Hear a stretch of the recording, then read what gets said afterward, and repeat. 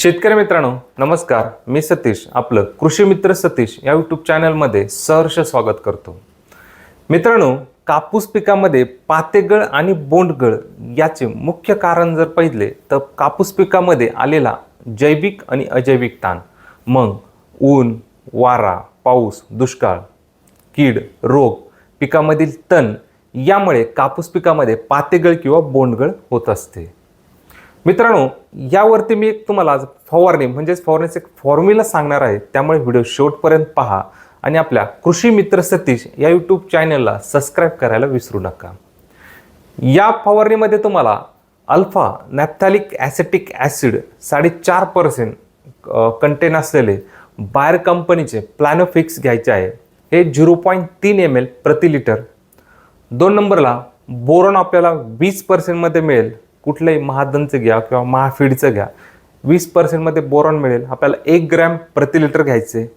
तिसरं औषध, यामध्ये आपल्याला एक चांगल्या पद्धतीचे बुरशीनाशक टाकायचे, मग क्लोरोथॅलोनिल 75% WP कंटेन असलेले आपल्याला सिजंटा कंपनीचे कवच मिळेल, आपल्याला 2 ग्रॅम प्रति लिटर यामध्ये मिक्स करायचे आहे। त्यानंतर 130045 आपल्याला खत मिळते विद्राव्य, मग महादनचं मिळेल, महाफीडचं मिळेल किंवा IFC कंपनीचं मिळेल, आपल्याला 5 ग्रॅम प्रति लिटर यामध्ये घ्यायचे आहे।